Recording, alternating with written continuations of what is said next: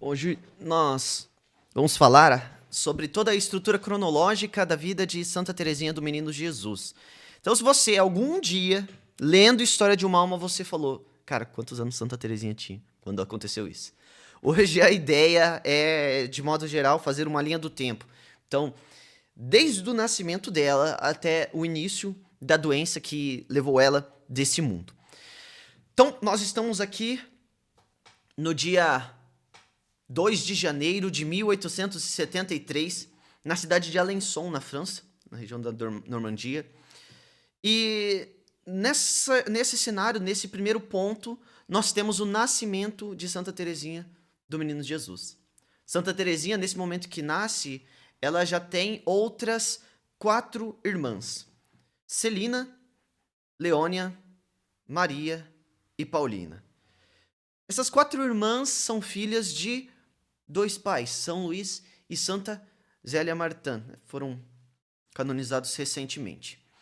Então nós vamos ter uma Santa Teresinha vivendo em Alençon com essa grande família, na qual os relatos são extremamente alegres. Aqui nós vamos ver no livro História de uma Alma, né, todo o início ali da vida dela, onde ela começa a relatar quão feliz ela era, quão feliz ela era, o que ela vivia junto com as tuas irmãs, a forma como ela brincava, a forma como ela fingia, né, a forma como ela alegrava a casa. Afinal, ela foi a caçula de todas essas outras irmãs. Então é um período que alegrava-se a casa de diversas maneiras possíveis. Bem, tudo isso então aconteceu do 0 até os 4 anos e meio de Santa Teresinha. Por quê? Porque com 4 anos e meio aconteceu outra coisa muito importante que você tem que ter em conta quando você vai ler a História de uma Alma, que é Santa Zélia, ela acaba contraindo uma doença bem hostil na época, né, onde não conseguiam se identificar muito bem o que era. Mas aquela doença acaba levando à morte de Santa Zélia. Aqui, inclusive, vocês vão encontrar algumas histórias, por exemplo, de Celina e Santa Teresinha, né? Como aquele brilho infantil, coisa bonita, né? Elas guardam um damasco para a mãe delas, para Santa Zélia. E quando elas chegam para oferecer esse damasco, Santa Zélia ela não tem mais condições de ingerir essa fruta, né? Desse alimento, esse presente que aquelas pequenas levam até ela, né? Então, Santa Teresinha relata isso no livro História de uma Alma, tempos depois, quando faz sua autobiografia, o manuscrito A. E ela entende que, na verdade, a mãe dela já não estava mais para os quitutes dessa terra, né? Mas ela já ansiava os frutos da eternidade. Era o que restava para ela. Bom, nós estamos falando aqui, então, se Santa Teresinha nasceu em 1873, nós estamos falando aqui no ano de 1877, ok? 1877, então, Santa Zélia acaba falecendo. Teresinha com apenas 4 anos e meio. Você pode perceber, então, que vive uma época muito estreita da vida, né, com a presença da sua mãe.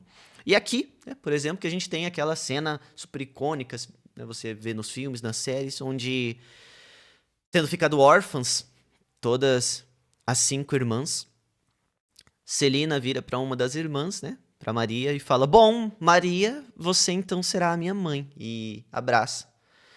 Isso foi visto por Santa Teresinha, que, para copiar, né, aquela criança mais nova, 4 anos de idade, se agarra até Paulina e diz: Bom, Paulina, minha mãe então será tu.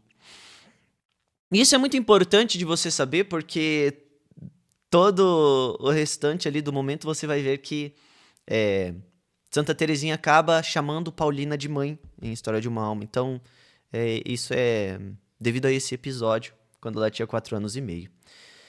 E, claro, nada surge do nada, né? Então, essa atitude de Celina e Santa Teresinha veio de uma escuta, né?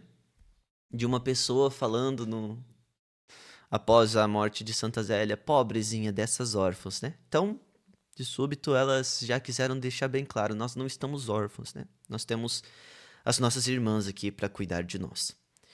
Bem, então, com Santa Zélia falecendo, né?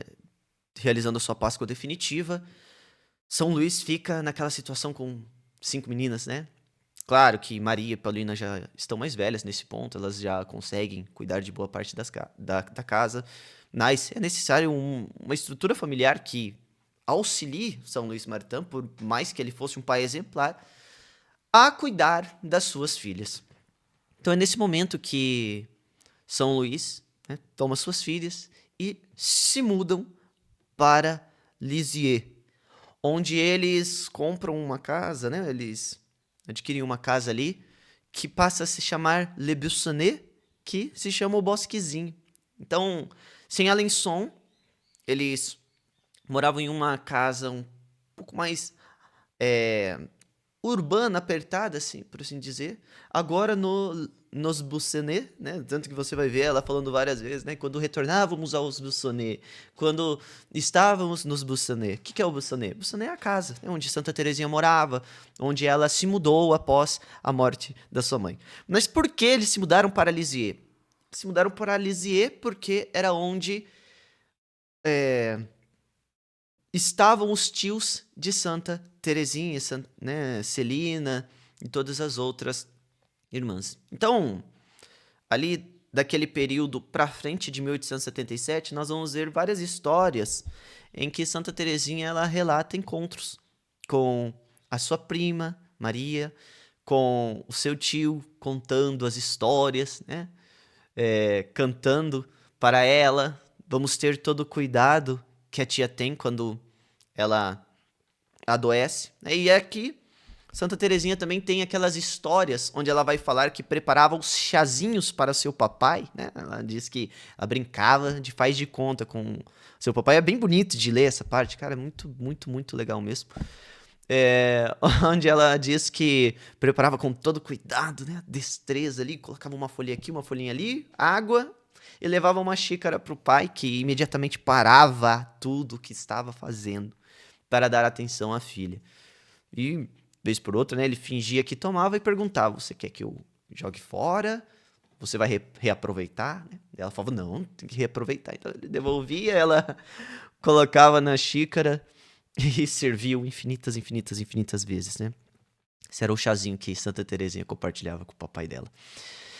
E vamos ver também, né, nesse momento, os relatos dela preparando os altarzinhos também espalhados, né? Então, também com no episódio marcante com o pai dela, ela vai contar que ela buscava gravetos e mil maneiras diferentes para criar altarzinhos, né, de oração. E quando puxava o pai dela, falava: não, tá pronto, né? Vou levar o meu pai aqui para dar uma olhada. Ela tomava pela mão, ele de olhos fechados, e aí ela falava: pode abrir, né? A gente imagina já uma Santa Teresinha ali entre os 5, 6 anos de idade, né? Aquela criança, né, bem inteligente, né? Bem religiosa mesmo, com esse toque de inocência, levando o seu pai. Ela falava: pode abrir os olhos, papai. E São Luís olhava aquilo e se maravilhava: meu Deus, né? Que altarzinhos lindos. E aqui, então, quando você vai ler, todo esse período, sabe? Foi aqui também onde nós vamos ter o período da primeira comunhão, de Celina, onde ela, de forma bem detalhada, relata aqui também a história de uma alma. É aqui também que nós vamos viver toda a experiência dela indo para a abadia, dos retiros que ela faz para a primeira comunhão dela. E é aqui também que ela adoece. Então, em determinado momento, Paulina, sentindo um chamado para o Carmelo, ela adentra as portas daquele claustro, né? E Santa Teresinha, ela se vê órfã mais uma vez. Então veja bem, aqui com a perca de Paulina, Santa Teresinha ela perde novamente, né, o referencial que ela tinha como mãe. E diante disso, com 10 anos de idade, então, se ela nasceu em 1873, nós estamos falando ali de 1883, mais ou menos. De 1882 a 1883, ela é acometida por uma doença, que inclusive ela mesma relata depois que Talvez seja algo que ela mesma gerou, né? Então, a gente vê que possivelmente pode ser uma somatização de tudo aquilo que ela foi passando, né? Com 4 anos e meio, perde a mãe, nomeia Paulina, uma das irmãs mais velhas, para ser a sua mãe substituta. Paulina, né, com um discernimento vocacional, passa a se tornar carmelita, ou seja, ela entra no claustro, ela fica isolada. E Santa Teresinha perde aquele convívio frequente. E aí nós temos uma Santa Teresinha adoentada, 10 anos de idade, de cama. Muitas vezes ela vai relatar que delirava. Há um episódio aqui, né? Quando você estiver lendo, você vai ver ele. Ela vai relatar que parece que tudo a assombrava, né? Quando ela estava deitada na cama, parecia que ao redor da cama dela ela estava em um precipício. Os pregos colocados na parede, ela vai dizer que pareciam dedos pontudos e que se sobressaíam da parede. E de tudo ela vai sendo atormentada por essa doença. Até que, em um momento extremamente especial para Santa Teresinha, a qual ela coloca como responsável a intercessão daquela imagem que vai ser conhecida depois como a Virgem do Sorriso, né? Olhando para aquela imagem em um momento de bastante sofrimento, Santa Teresinha vê aquela imagem se movimentando e sorrindo para ela. Então, como que de forma miraculosa, aquela doença que nenhum médico sabia como curar, Santa Teresinha se vê livre dela. Se vê livre dessa doença e volta a ser aquela criança empolgada que sempre foi. Bom, passado um ano, ela se prepara então para fazer a sua primeira comunhão. Então, em 1884, ela relata nesse episódio como o primeiro beijo de amor de Jesus, né? Tamanha a expectativa que ela tinha para essa comunhão. E aí nós temos, né, uma Santa Teresinha amadurecendo na fé, se aproximando de Jesus, mas que ainda tinha imperfeições de criança, como ela mesma vai dizer aqui no livro História de uma Alma. Não é que ela não tivesse uma maturidade, mas ainda existia algo, segundo ela, que era necessário ser deixado, como se fosse uma infantilidade excessiva. E assim que em 1886 nós vamos ter aquele grande momento da conversão de Natal, né? 1886, retornando da Missa do Galo, São Luís Martin, cansado já, né, de todo um dia. A Missa do Galo, ela tende a ser mais longa, né, mais tarde da noite. E São Luís acaba proferindo uma frase que de imediato acerta o coração de Santa Teresinha e que poderia despedaçá-lo, né? Sendo essa criança de uma sensibilidade bem excessível da época. São Luís vai dizer: "Eu espero que esse seja o último ano", se referindo então ao toda aquela questão de preparar os presentes para a criança e tudo mais, ou seja, tomara que Santa Teresinha cresça, né? Claro que, conhecendo toda a história de São Luís Martin, nós entender que ele não faz isso de modo a ser nocivo para Santa Teresinha, mas evidentemente que aquilo afeta o coração dela. Ela sobe correndo e Celina, conhecendo então a irmã mais nova que tinha, diz: Teresinha, não vá, você não vai suportar, né? Encarar isso. E aí Santa Teresinha vai dizer que do nada, como se Jesus tivesse vindo e retirado algo dela, ela se vê livre daquela infantilidade e daquela sensibilidade excessiva. Veja bem, aqui nós não estamos falando que Santa Teresinha perdeu a empatia, mas senão que Jesus retirou dela aquela criancice, entende? E a partir daquele momento, Santa Teresinha ela começa uma jornada que ela chama de uma corrida de gigante. Então Santa Teresinha desce as escadas, abraça o papai e começa a retirar os presentes da meia com toda alegria, como se nada tivesse acontecido. E aí, com já, né, esses 14 anos, essa graça de Natal completa, né, uma maturidade, um ponto da vida de Santa Teresinha, de modo que ela converte a visão apenas para ela e essa sensibilidade ela passa a olhar para o outro. Justamente alguns momentos depois no livro, que ela vai relatar, ela ainda tinha 14 anos, que ela vai interceder pelo seu primeiro pecador, Henri Pranzini, que era um condenado por um triplo assassinato da época, algo que chocou toda a França e foi inclusive noticiado em outros jornais pelo mundo, né? Eu falo disso em outro vídeo. Mas nós vamos ver aí, já em 1887, essa intercessão, ou seja, uma alma amadurecida, de modo que ela olha para o outro. Então, aqui a gente consegue ver essa mudança radical. A partir daqui, Santa Teresinha, ela quer buscar almas para o Senhor. Ela compactua do mesmo grito de Jesus, tenho sede, né? Tenho sede, o quê? Sede de almas, sede de buscar, né, os pecadores, sede de trazer as pessoas para a vida de volta. E aí então ela inicia essa corrida de gigante, como ela mesma vai falar. Bem, tanto é que foi uma corrida de gigante que ela decide por entrar no Carmelo, né? Então ela começa a correr por todas as formas possíveis. Ela primeiro recebe um não aqui, um não ali, um não do bispo local. E ela vai vendo que as portas vão se fechando. Ela fala, poxa, tá complicado aqui.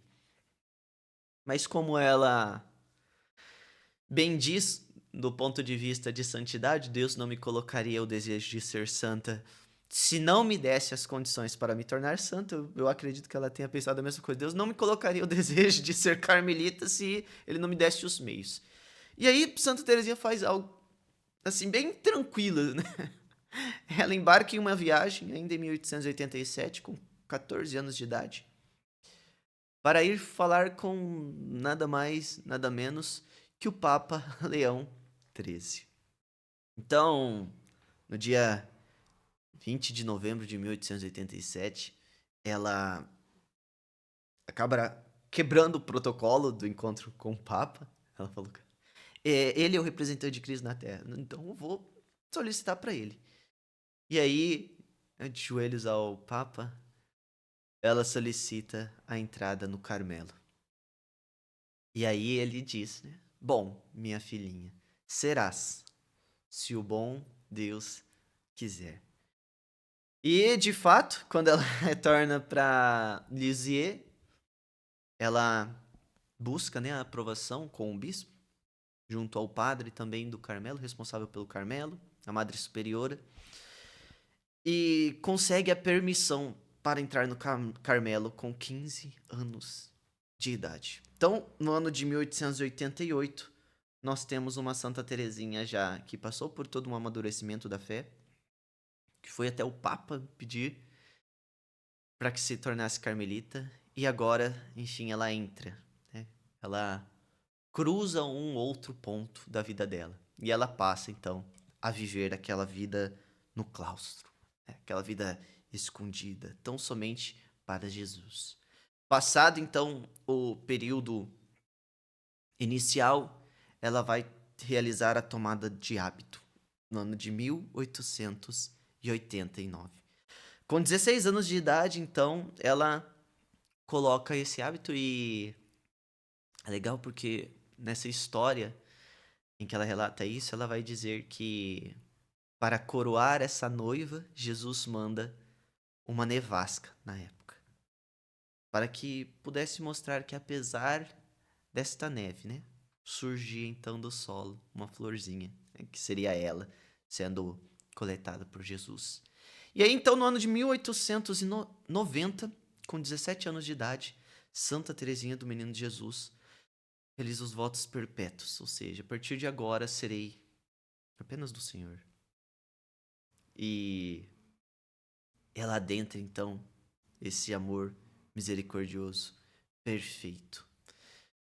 vai se seguindo, né? Nós vamos ter aqui em História de uma Alma, depois do manuscrito B e C, ela vai relatar um pouco sobre a vida dela no Carmelo, mas é um momento onde ela vai aprofundando toda uma teologia e onde ela vai encontrando essa pequena via. Aqui há diversas histórias, né? Não dá para nomear todas, mas é a partir desse ponto, então, onde ela vai ter os filhos espirituais missionários dela, né? Onde ela vai rezar por esses missionários, trocar cartas com eles, rezar para que eles permaneçam em missão, oferecer sacrifícios, né?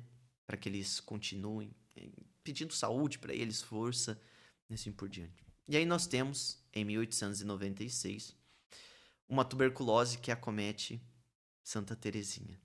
Então, acometida por essa tuberculose, com pouca idade ainda, nós estamos falando de uma Santa Teresinha com apenas 23 anos de idade. Ela continua sua vida ali religiosa e segue coletando, né, as delicadezas do amor de Deus. Mas tamanha é essa doença que no ano de 1897, Santa Teresinha vem a óbito. E de modo impressionante, em vez da sua história ficar esquecida no mundo, esses manuscritos, né? A, B, C. Aqui, esse da minha biblioteca católica não tem apenas os manuscritos, tá? Apesar de faltar algumas partes, é uma obra bem completa. Aqui também tem os poemas e tudo mais. A história dessa freira carmelita começa a se espalhar e Santa Teresinha do Menino Jesus se torna uma das maiores santas dos tempos modernos. Bem, nós passamos aqui nesse vídeo por toda a cronologia da vida de Santa Teresinha do Menino Jesus. Quando você ler, então, História de uma Alma, acho que vai ficar mais fácil de você perceber quais Teresinhas nós temos. Claro, nós estamos a constante melhoria, constante movimento. Isso também acontece com os santos, né? Nós não podemos imaginar que Santa Teresinha simplesmente nasceu santa, né? Pronto, tá perfeita. A Santa Teresinha, quando você vai ler, né, esse livro, você vai ver que ela passou por privações, por provações, e ela mesma precisou, né, se ajustar em diversas questões do temperamento dela.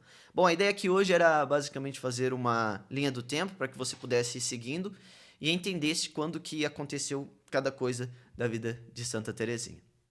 Acho que o objetivo foi cumprido e a gente se vê aí em uma próxima. Até mais, pessoal.